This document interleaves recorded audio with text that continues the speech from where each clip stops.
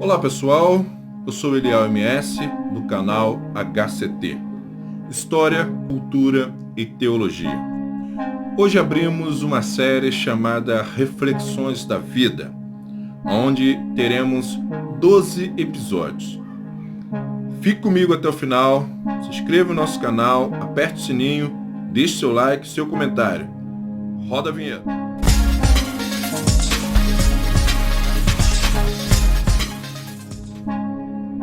Bom, esse assunto vai acabar abrangendo todos os 3 pilares do nosso canal: História, Cultura e Teologia.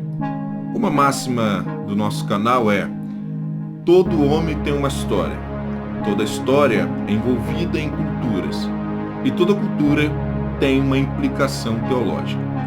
E esse tema que nós iremos tratar, Reflexões da Vida, ele acaba passando por esses 3 pilares corretamente, conforme a nossa visão desse canal. Bom, e por que, Eliel, começar essa reflexão agora? Bom, estamos vivendo um período de pandemia do coronavírus, Covid-19.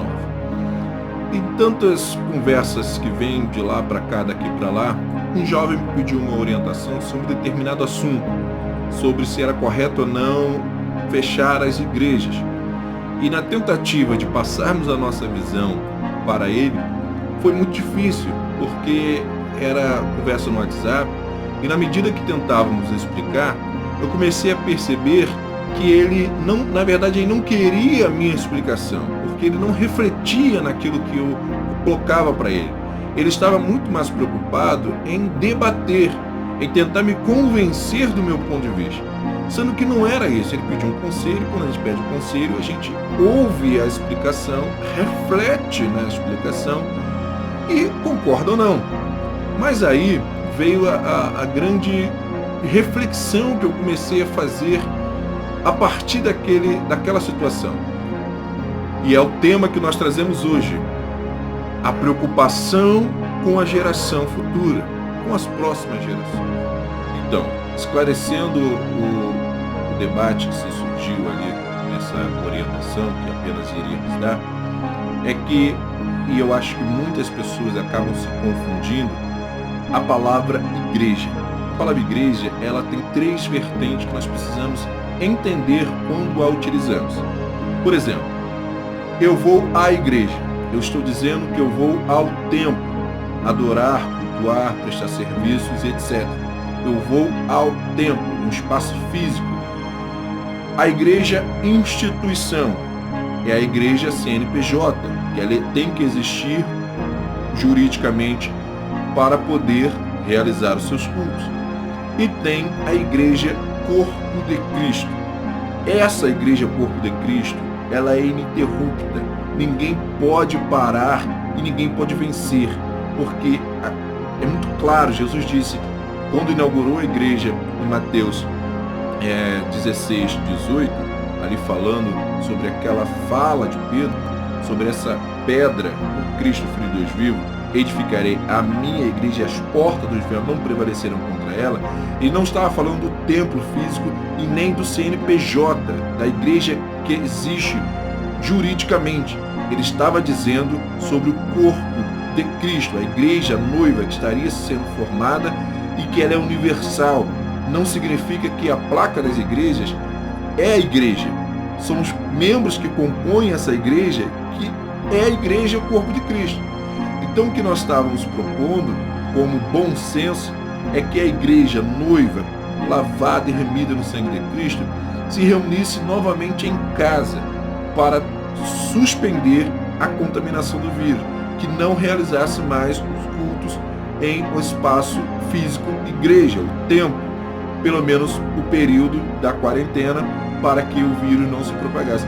Era esse o nosso ponto, a qual nós cremos, estávamos certos, tanto que muitos líderes que debatiam em não fazer, acabaram assumindo, porque entenderam que o bom senso, nesse momento, prevalece sobre a fé, porque a fé, nesse caso, não tem nada a ver, porque nós continuamos sendo igreja, independente se vamos ao templo ou não, se estamos ligados ao CNPJ A, B ou C, ou não, continuamos sendo igreja e as portas do inferno não prevalecerão contra essa igreja, corpo de Cristo.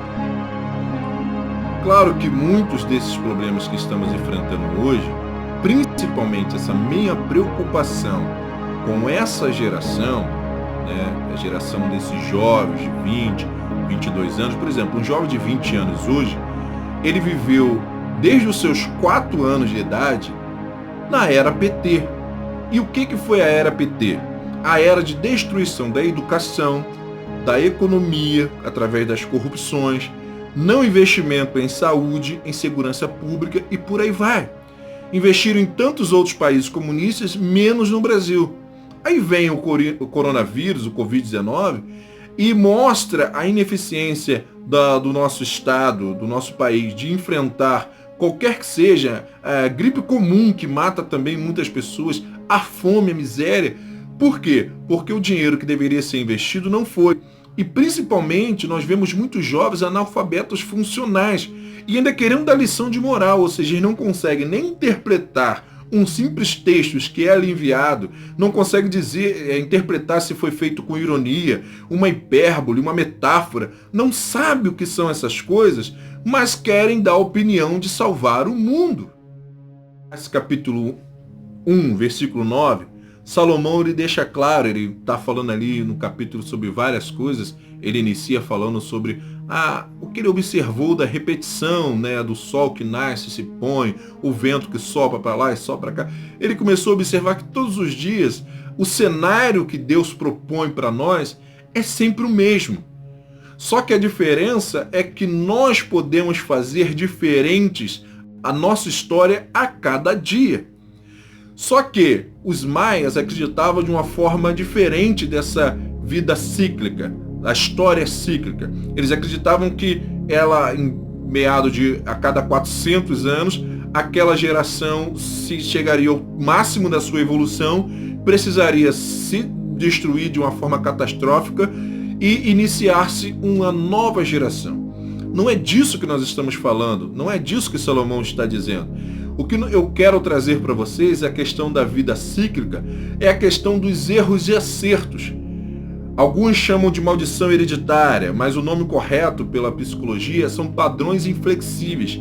O que seriam esses padrões inflexíveis? Seriam aqueles erros que acabam aparecendo na biografia histórica familiar. Quando você faz uma árvore genealógica, você vê que o avô foi alcoólatra, o pai foi alcoólatra, agora o filho é alcoólatra, e a próxima geração, se não quebrar esse padrão inflexível, também tem grandes chances de virarem alcoólatras. Ladrões também se repetem, e vários outros aspectos também familiares de erros, de padrões flexíveis que se repetem. Então é nesse sentido que Salomão traz que a história sempre se repete, não há nada novo. Tudo que aí está já aconteceu no passado com outros personagens e agora nós somos os personagens dessa história, desse enredo. Então, como conseguimos quebrar esse padrão inflexível? Bom, eu vou trazer aqui 3 passos, 3 orientações, existem, claro, muito mais, que vão nos ajudar nesse processo. O primeiro de tudo é reconhecer que existe um padrão. Procurarmos, se nós conseguirmos identificar, melhor ainda, mas cada família tem um determinado padrão inflexível. Ok? O segundo passo é admitir que nós somos impotentes sozinhos diante desse padrão inflexível. Se eu apenas tentar, chama-se sabotagem, eu tentar evitar que um erro que aconteça comigo, só que na verdade eu acabo caminhando cada vez mais e acabo cometendo aquele erro que eu tanto quero evitar, se eu tentar lutar contra ele sozinho.